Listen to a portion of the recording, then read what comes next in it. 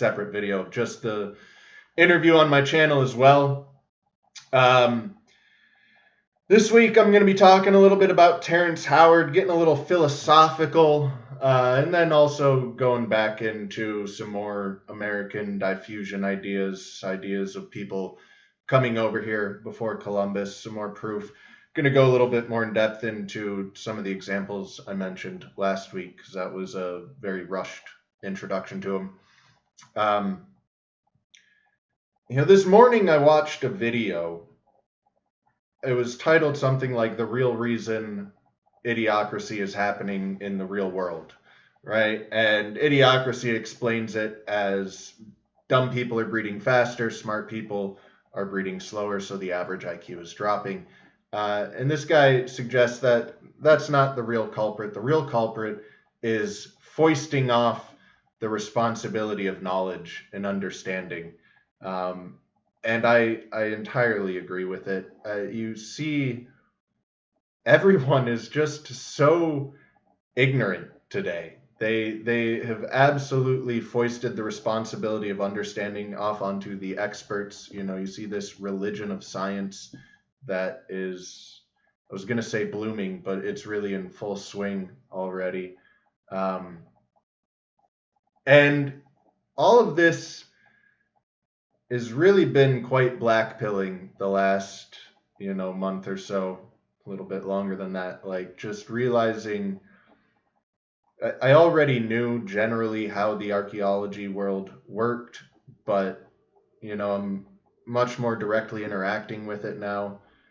With all of my, active research I'm doing and stuff, and it's really disheartening. It's really blackpilling to see it all, and then to also see like the reaction to the Dibble debate, and the way that people just want to dig in their heels. They've foisted off the responsibility of understanding, like I said, so they have no understanding themselves, and they don't care to. They don't want to. They actively avoid understanding themselves. It's not something they want. What is up, Trent? Good to see you in here.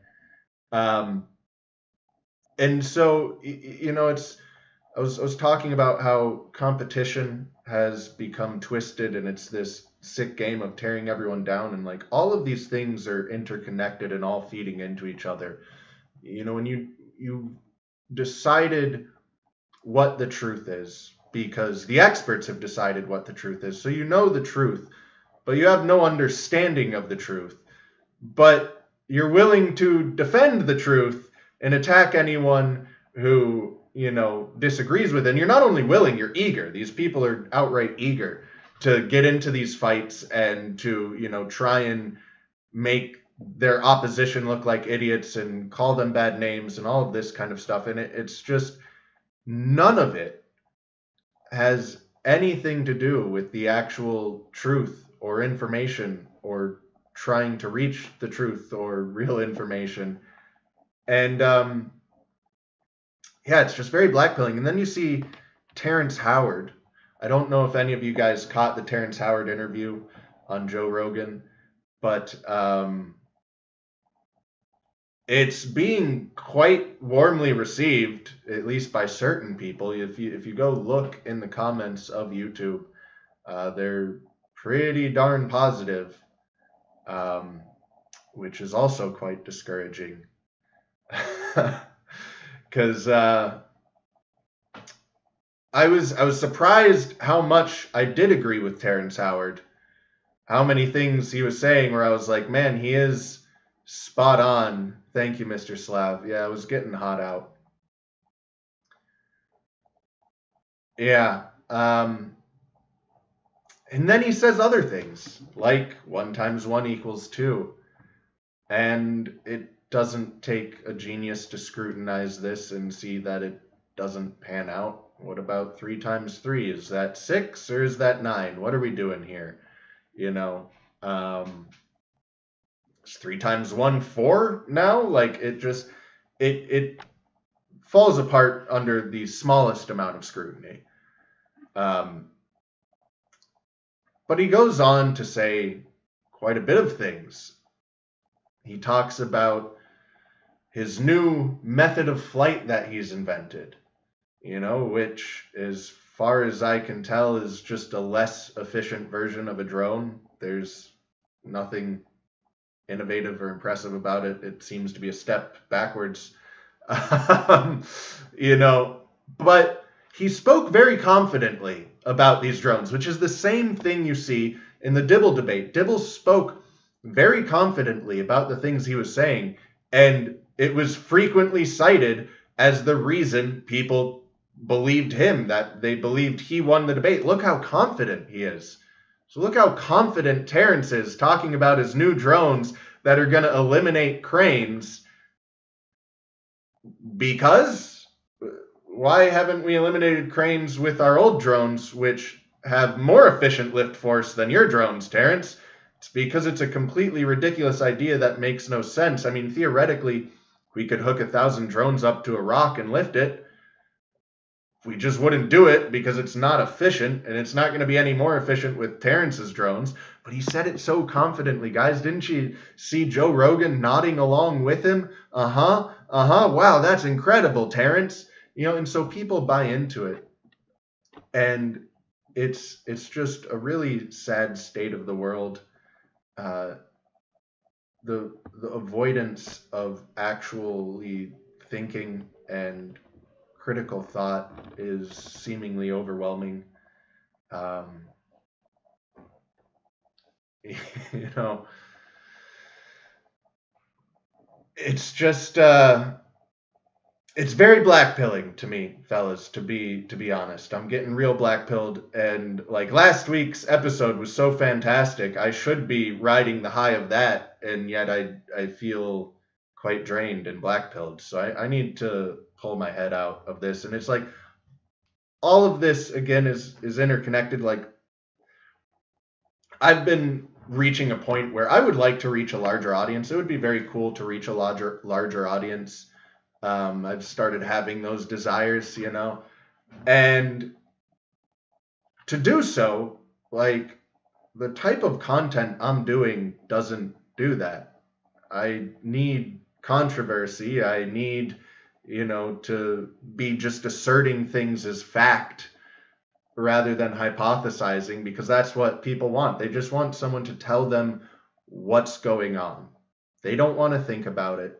They want to hear someone speaking with confidence and tell them what's going on, and then just move on with their lives, because they don't actually care about the truth.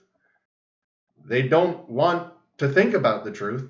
Just want to be told what it is, and then they can go yell at other people who disagree with them, and they're happy to do that, and that keeps them happy, and that's all they need. You know, but that doesn't sound like fun to me, to just be on here essentially deceiving people, but that seems to be what I need to do.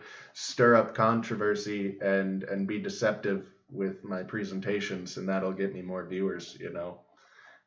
And so like this whole thing, I don't know if I'm doing a good job of connecting these ideas for you guys, but like this whole issue is an optics race. You know, this is all about optics, because I think I've mentioned this before. Like, even if I managed to uncover the truth, even if I found every single secret of history and I knew it all, what good does that do? What does that actually accomplish? And it doesn't really do anything. It'd be quite satisfying for me, I guess, but also probably be maddening if I was the only person who knew it and, you know, no one else believed it or knew any of it. But, you know, the ultimate goal is not just for me to figure these things out. It's to expose these things for the world. It's so humanity can understand their past. And in order to do that, you need to have the support of people. And, you know, it's all optics. It's all like to gain a foothold, you have to play this broken game of tearing people down, of starting controversy, of misrepresenting your claims as facts rather than, you know, ideas. And that's how you even get a foothold to even be able to present yourself, you know, to a larger audience, so that you can maybe shift things and make a difference towards, you know, the truth. And like, it's very, very frustrating. And I mentioned 2 objects found in archaeological digs that are disregarded by archaeologists last week. And just this overwhelming narrative of deny, deny, deny, deny. It's blackpilling, and it's something that I'm not sure how it's overcome. People like debunking do give me a little bit of hope, because he does have a similar approach to me.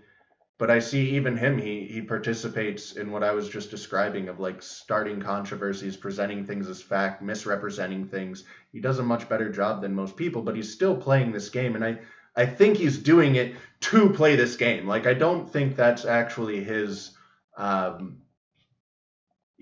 desires, if you will. But I think he's facing these same conundrums that I am. And he's going, well, I kind of need to play this game.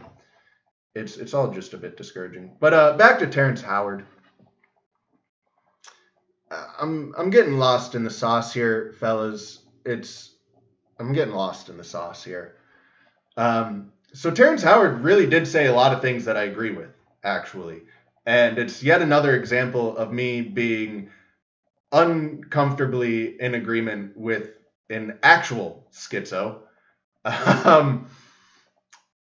Because I adopt the title of schizo, but then I see people who I'm like, oh man, that guy's schizo, and I agree with everything he's saying. Everything he said about COVID was spot on. I certainly agree with him about everything he said about COVID, which again, this optics game, it's like the person who's saying 1 × 1 = 2 is on my side politically on this issue. It's like, that's not a great optical look.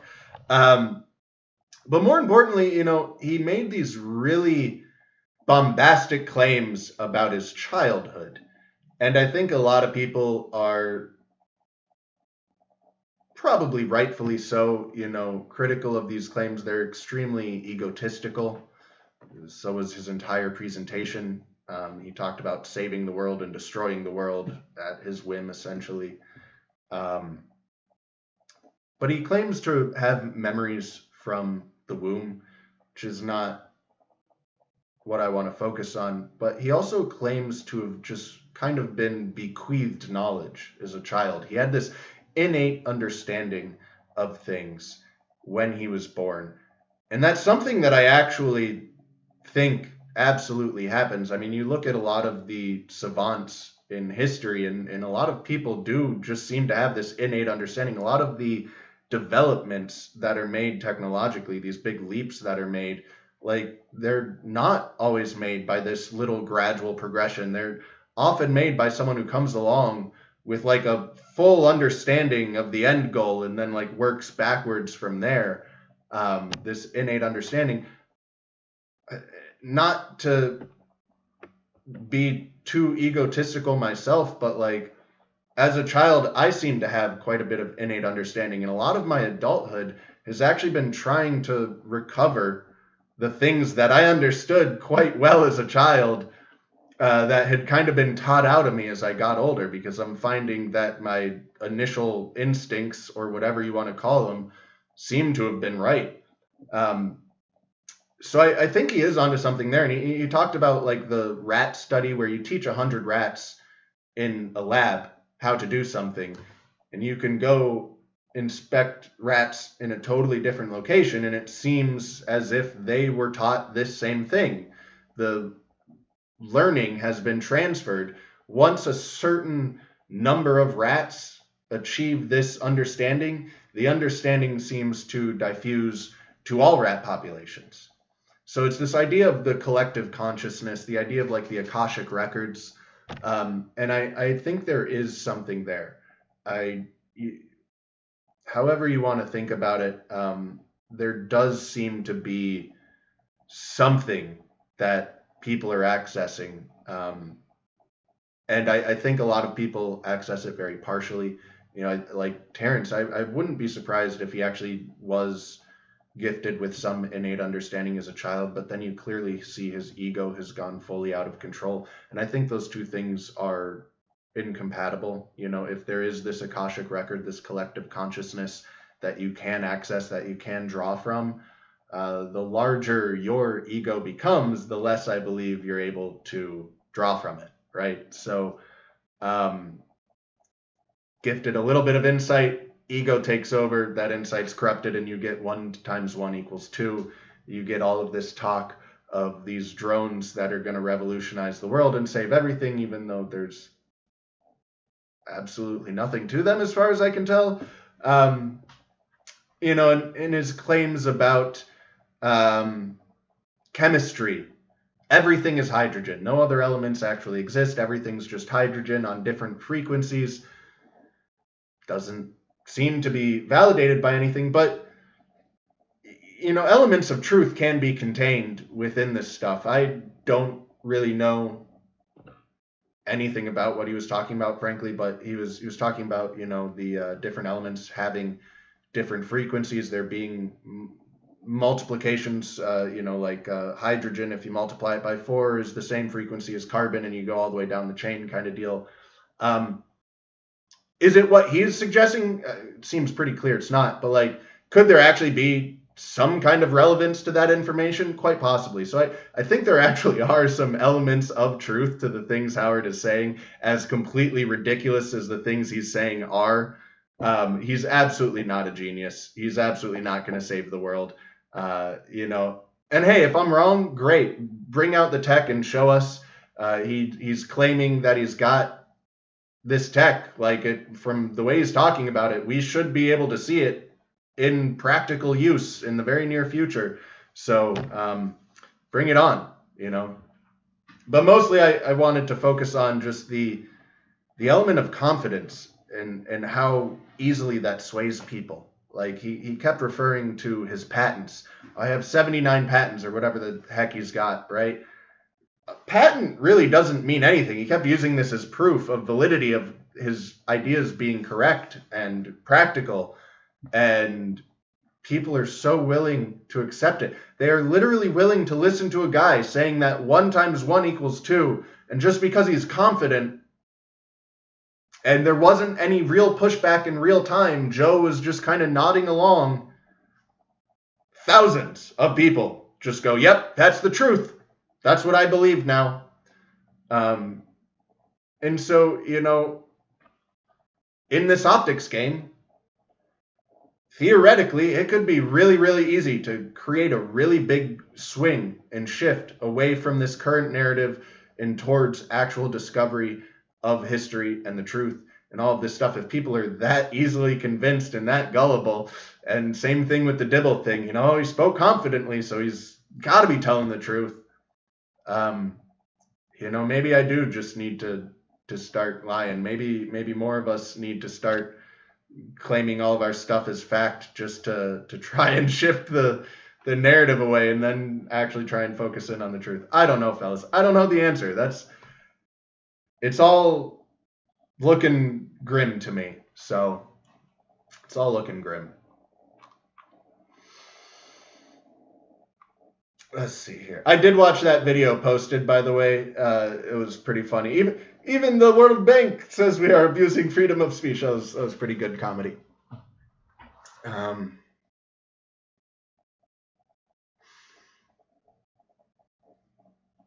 Math is math.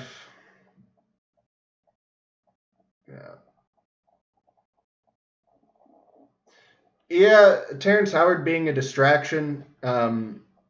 Is he created by Hollywood? Like, is he literally, you know, just putting on an act to promote this because the CIA or Hollywood or whoever the heck, you know, told him to do so? No, I don't believe that for a second. I believe that Terrence absolutely believes the things he's saying.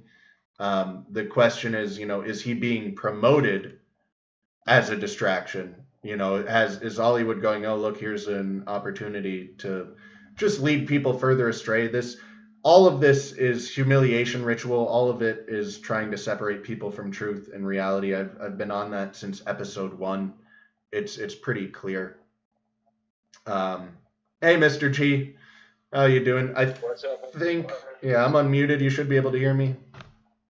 Can you hear me? I can. Wow, you're starting to get this thing. Yeah.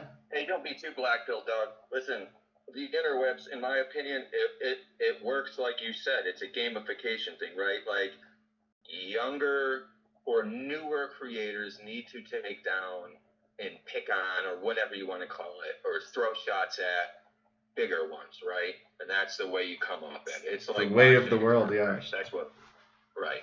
Well, if you, and like you said too, because I kind of dealt with the same thing, you know, like YouTube's super holding me at like 33 subscribers, you know, like freaking keeping the man down because I'd be spreading truth. No, I'm just kidding. Um, but you know, like, well, and something like you're dealing with here, or like I wanted to do the same thing where I wanted to go about like dealing, you know, there's like all this stuff in America that you never knew about, right? And all of a sudden we're finding out about this, that there's giant mounds that are, you know, people mistaking them for hills, and like where I live, there are those caves. Well, they're not caves; they're the chambers, right? The rock walls for miles and miles and miles and miles in the Northeast that don't seem to be like breaking up the land for any real specific reason. A lot of them are around those chambers too. You know, like this crazy stuff that's been here forever. And then, like you say, they also, you know, modern science has their own way of saying that the way history went. And so, if something doesn't, you know, dictate to that, it's the fish tank concept. And you know, if you really want to deal in those waters, you'll probably be unhappy. You know what I mean? Yeah. No, I mean, just thinking about it has been making me unhappy. Right. And you know, 2 out of 3 people, in my humble opinion, do not have the capacity to think for themselves. It's not in their, they don't have it. You know what I mean? It's like colorblind people can't see whatever color, right? They don't think, they deal in consensus. Whatever the consensus says, that's what we say. We say what the consensus says. Yeah. Right. And right, there's no hope. I mean, there's no hope in that other than to gain the microphone, and everybody thinks whatever you do is cool. In which case, it'll turn to shit anyway. You know, that's how the whole world goes. If there's anything to be black-pilled about, it's that. The thing with that, though, is that, like, yeah, you say it'll all turn to shit. They don't seem to care. You know what I'm saying? It's like it already is shit, and they don't care. They just don't care. They're on the right side. You know, they're gonna fight and keep fighting. It doesn't matter how shit it is. Like, right. Which is, and the irony is that, you know, with all their, like, the way that they go about and say the things, they would be the people on the wrong side of history in the past because of, you know, the way it works. So it's so funny, and that's really the part that drives me nuts. You know what I mean? It's like, yes, it's always the side. It's always the side that is on the wrong side. That is always the most pompous and, you know, arrogant about their correctness, and you know, just, yeah. It's very frustrating. Ego, right? Yeah. And for me too, like, I don't know, I don't watch Joe Rogan, but I wonder, like, to me, like, if I was interviewing somebody, I don't know if I would push back at all. Honestly, I kind of want to just, I'm interviewing you, like, if I was interviewing you, I would just want to, you know, that would be my goal, is to, like, hear my position. Right. Here, exactly. I might even entertain it. You know what I mean? I might even come at it from your position, trying to understand it, as much as I might not even believe it. You know what I mean? But I feel like personally that's what I would do, and I try to do when I'm talking to people. Like, I will exercise that. You know what I mean? And come in good faith. You know what I mean? Yeah, I think that's what Joe was doing. I mean, to me, that, yeah, but people took it as, oh, well, he, you know. Look at him. He's like nodding along and he's going, oh, how interesting. That means he agrees with it. Which, one, Joe's opinion really shouldn't dictate what you believe. But, you know. Right. That is kind of funny, too. Why do you even care? The dude doesn't know you. You could, you know what I mean? Like, why do you care what he thinks, you know?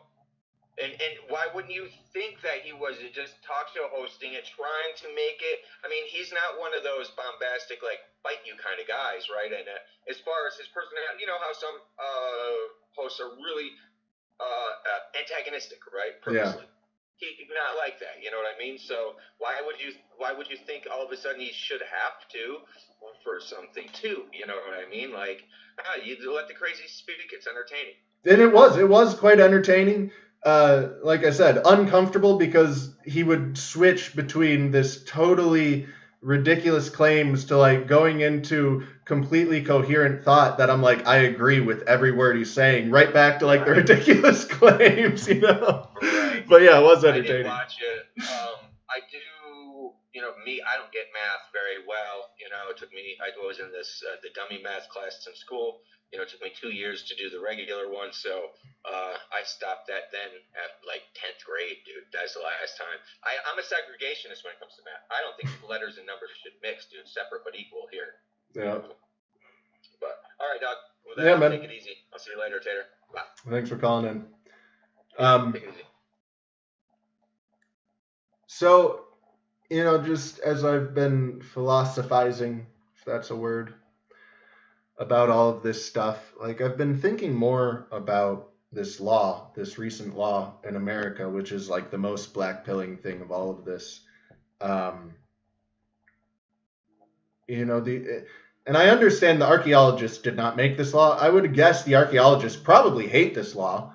I don't really know. I do need to send that email to the archaeology department, and I want to ask them about this, but I'm still trying to figure out how to form the question. What their opinion on this law is, how they think it'll impact the understanding of history, how they think it'll impact, relations between the public and archaeologists and alternate historians and stuff like that. Because when you're taking away all of the proof of your side of the story, it's illegal to display this stuff to the public. And I was talking about like private collections, which isn't exactly the right word that I meant to use. So all of these educational institutions, the museums, the universities, stuff like that, they have had to remove their images online, and they've had to cover up their exhibits or take down their exhibits in their museums. I don't know. The private collections of Indian artifacts are already illegal, but private collections of images, are those now illegal? I'm not sure. Are books being taken off the shelves? Are books now illegal? I don't know. This is something I would like to ask the archaeologist department about.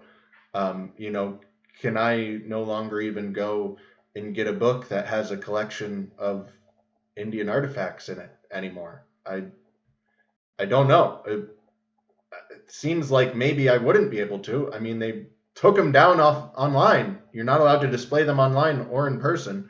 So I don't know why a book would be a loophole. So did we just, in the beginning of this year, did we just ban an entire category of books? And if you're taking all of this evidence down, the only evidence that's legally left, that's legally allowed to be viewed by the public, would be all of this alternate history evidence. So they hate us, and I mean us being alternate historians, but I think scientists generally hate the public as well. There is definitely some suggestions of that. But no, they hate alternate historians. They despise us.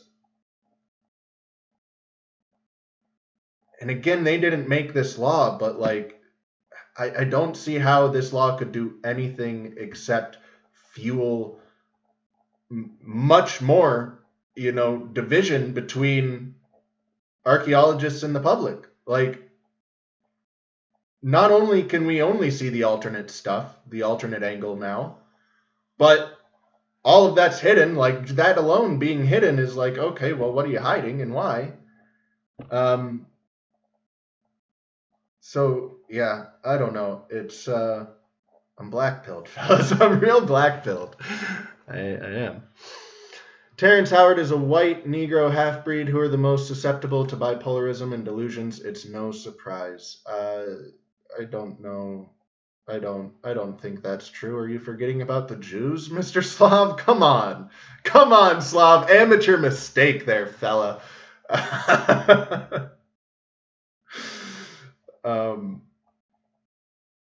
As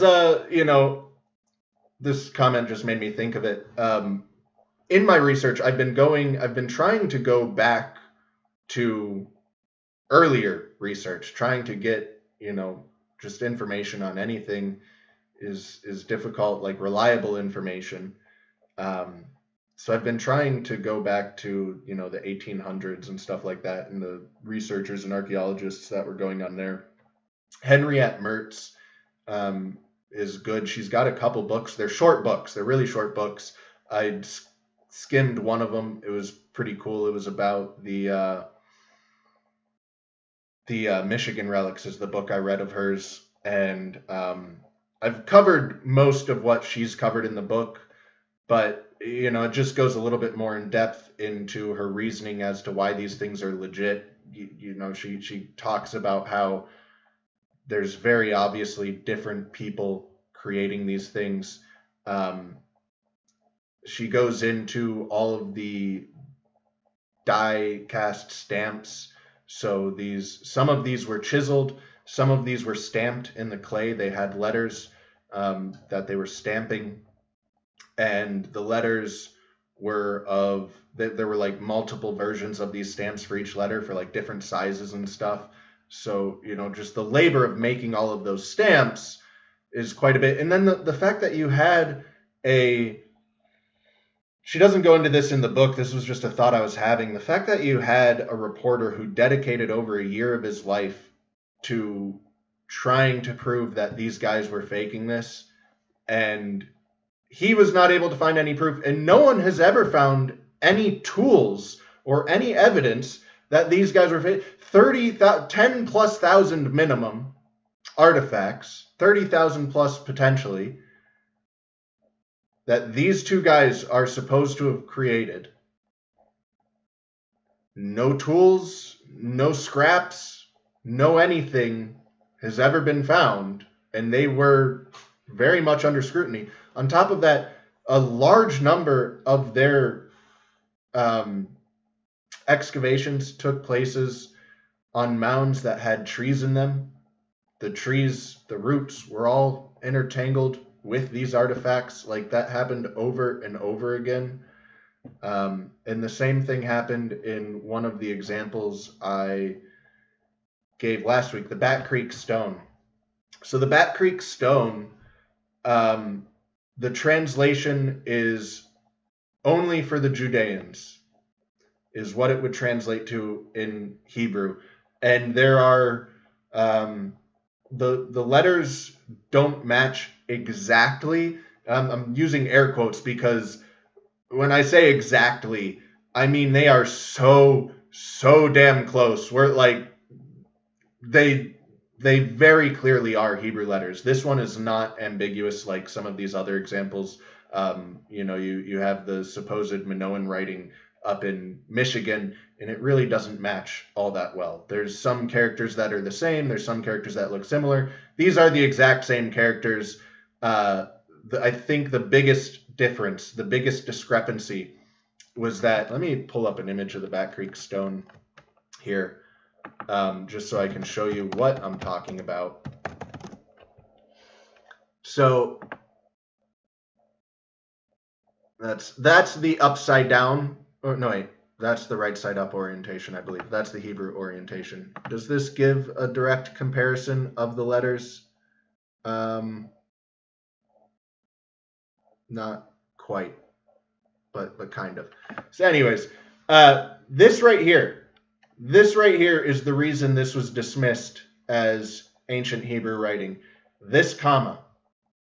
It couldn't be ancient Hebrew writing because they didn't use commas like this. To separate words in ancient Hebrew, they would just use a dot, a period. This is a comma. They don't use commas, so obviously this isn't ancient Hebrew. Well, many years after this stone was discovered, they discovered examples of that comma being used in ancient Hebrew texts. This is ancient to the point where I believe there's no vowels. It's a strange thing. All of these languages, Hebrew, Phoenician, Greek, etc., none of them had vowels in their language until something like 800 or 900 BC. So this is ancient Hebrew. It says for the Judeans, or only for the Judeans. These two lines up here were added by the museum for some reason. This is a line from the shovel, and this is ancient Hebrew text right there saying only for the Judeans. Henrietta Mertz was the person who discovered that this stone was Hebrew. This sat on shelves in a museum for decades before, as Cherokee writing, before she inspected it and went, holy crap, this is Hebrew. She had it translated, clearly said only for the Judeans. Also for the translation of the Cherokee letters, there is no translation. It would be, like they resemble some Cherokee letters, but they don't say anything. It's just a jumble of letters if we're to interpret it as Cherokee.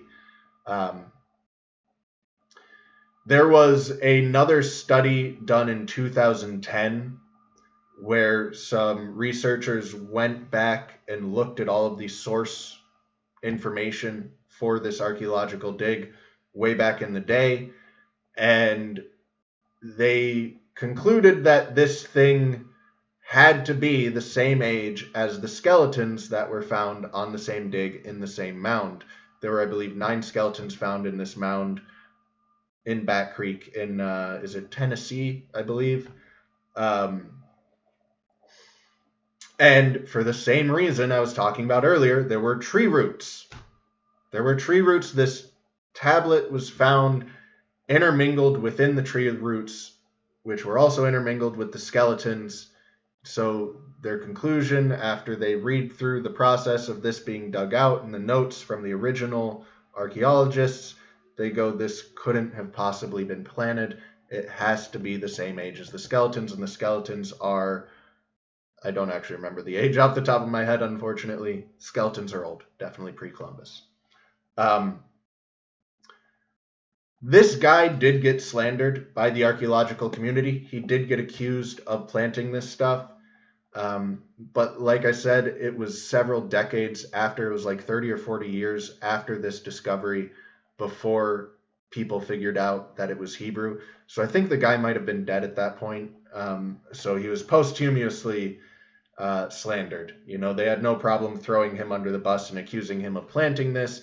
Again, even though he never claimed it was Hebrew, was an anti-diffusionist, was a Smithsonian architect, archaeologist. They threw him under the bus, said he planted it. The other object, the Texicaclic head, whatever, I don't remember how to spell it. The head, which I never even mentioned, the Tecaxic. Here it is. The Tecaxic head. This is a Roman head. Okay, you look at this, it looks like it kind of has a Phoenician cap on it a bit. Here's a side angle. Yeah, that sort of resembles those Phoenician caps. Very clearly, though, it's not South American, Mesoamerican. This immediately got identified as Roman, so it's a bit of a different situation from the other artifact that had several decades in between. This was immediately identified as Roman. I believe he managed to avoid slander. They just suggested that someone else planted it there. And man, I don't know if this is going on in the rest of the world, but there's so many people in America just going around and planting artifacts from other cultures all over the place and then not taking any credit for it, not leading hints or clues to their discovery, and, just hoping someday someone will stumble upon it, and that's all they want, I guess. And it's happened hundreds and hundreds and hundreds of times, and it's like, who is doing all of this, man? It's just so ridiculous to think that that's the explanation they go with.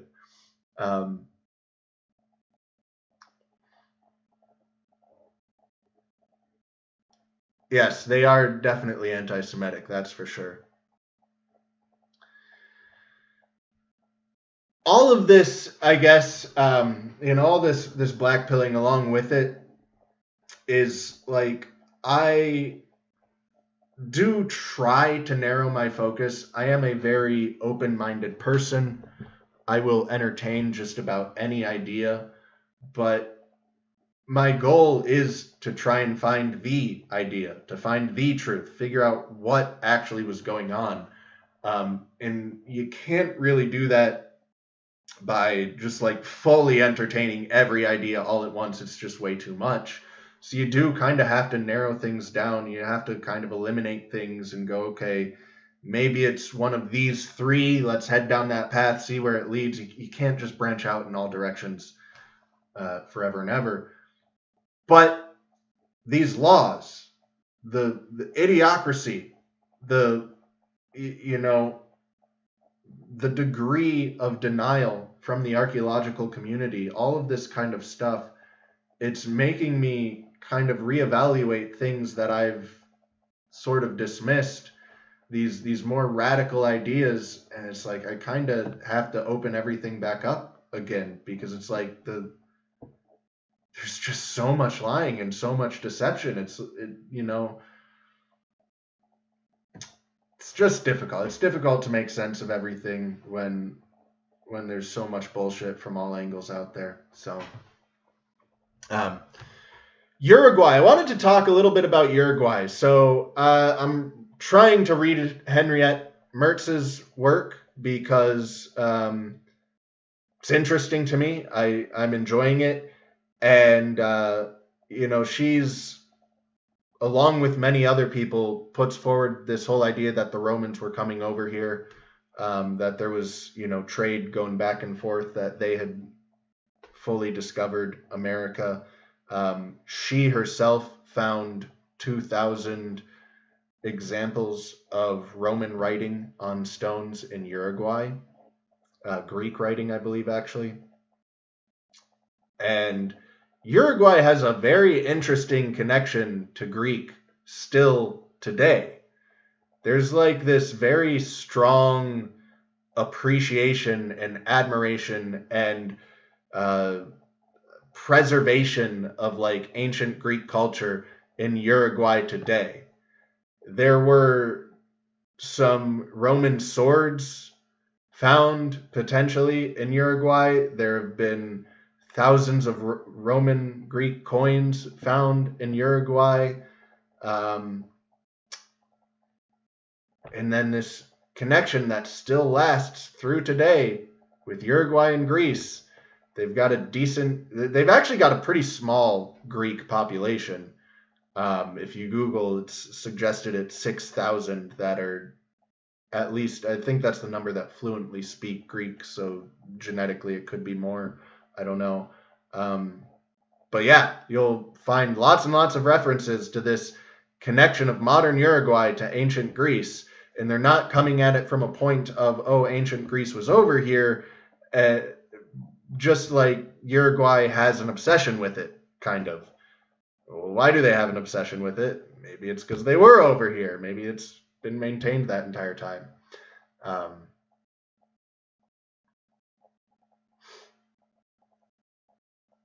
Is my stream shoddy?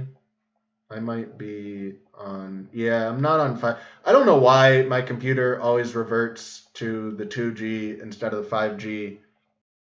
But, yeah. There's also the one last little thing I'll pull up. I don't know much about this. I thought I had it pulled up already. Here we go. Let's see if I can get a decent image here. So this is just another example of archaeologists shutting things down. And there's the information is too vague. Maybe they were right to shut this one down. It's hard to say because I was trying to find... you just find the same sentences, like literally copy and pasted over and over again.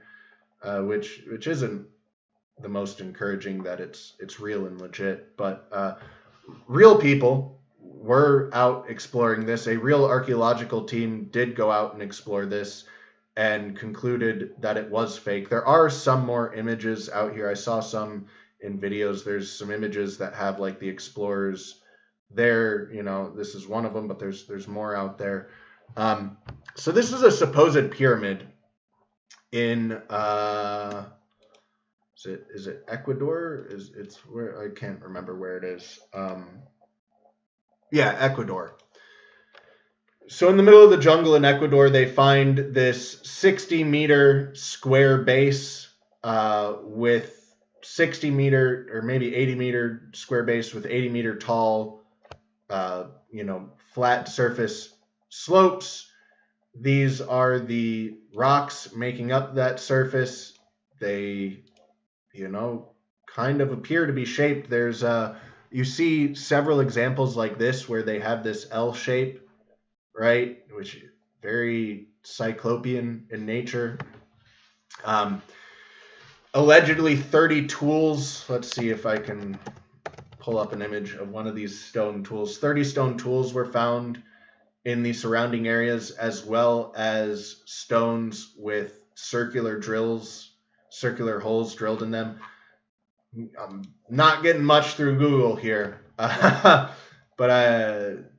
just not getting much on this in general. But it was just that the idea that there obviously are signs of human interaction here with the circular tube drills and the giant stone tools that were found, giant stone hammers and such. And then archaeologists come take a look at this with these L-shaped blocks, all of these perfectly fitted blocks on a 60-degree slope in the shape of a pyramid, and it's just all natural. There's nothing to see here. Like, okay, even if that structure was natural, which I have my doubts, they just ignore the stone tools. They just ignore the obvious signs of humans there, and they go nothing to explore. And the tools were giant. There's reports and myths and stories, whatever, of giants in that area of Ecuador. The locals take it pretty seriously. The locals are like pretty afraid of these giants.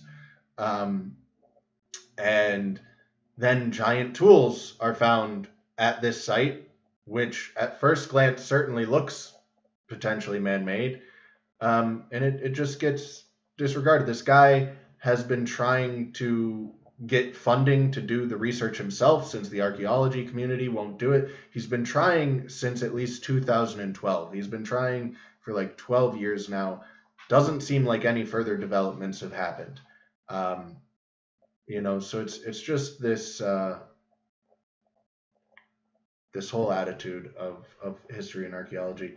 And I think one final note I'll make, which I've probably made a few times before, there's a whole lot of work going on at the Giza Plateau currently. There's a whole lot of discoveries being made at the Giza Plateau currently. There's a whole bunch of new digs happening and being proposed at the Giza Plateau currently, things that have never been excavated before. Areas directly within the very near vicinity of the Great Pyramids that have never even been canvassed before, have never even been surveyed before, right? So this whole idea of we know our history, I can't think of a single site on Earth that's had more archaeological interest for more time. We still know there's still so much to know just about that area. And the idea, we've figured everything out everywhere, it's just ridiculous. So, yeah, I don't know. Maybe I'll be exploring some really out there theories in the coming weeks because like my brain's getting thrown for a loop, and I'm being forced to entertain things like the entire fabric of our world has been constructed by a several tens of thousands year long war between the different hominid species that the Cro-Magnons and the Neanderthals have been trying to destroy each other for all of these years, and that is the structure that our world has been built upon. And that, these hybrid creatures. So I was talking about hybrid creatures before, ligers and tigons. And there's some interesting things going on when you breed like a liger. It can continue to breed, it can continue to pass down its genes, but it's like only through the matrilineal side, and then there's other hybrids where it's only through the paternal side. So you see certain groups in the world that say you have to have our mother to be a part of us. And then you see other groups in the world that really, really emphasized that patrilineage. And these two groups have been pretty opposed to each other for much of history. And there's currently actively a war from one of these groups on the other group. You see this with DEI, and all the Vikings were black and samurais were black and everything else was black and not white. White people have only ever done evil things according to this group. So,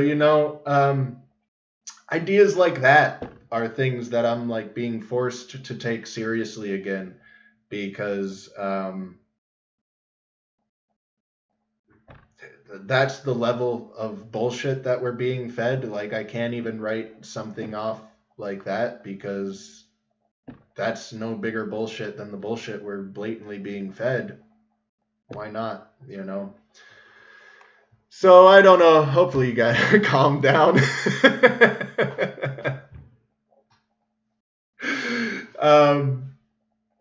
But yeah, I also might just try and rapid fire go through this long list of examples that I've been accumulating of all of these different cultures in the Americas, without like diving into them at all, just presenting, hey, here's this claim, here's this claim, here's this claim, here's this object, here's this object, here's this object, because I've accumulated quite a long list, and I've not even written down probably half of the ones I've encountered, but even just from what I've written down, I've got quite a long list of these types of anomalous artifacts in America. So anyways, that's the episode. Hope you guys enjoyed it. Hopefully I can get my head in a better place and just get my head in a better place. I need to step back and relax and keep calm and carry on. So I'm gonna work on that and hopefully be back at it again next week. So I'll see you later, fellas. Peace out. If I can, peace out.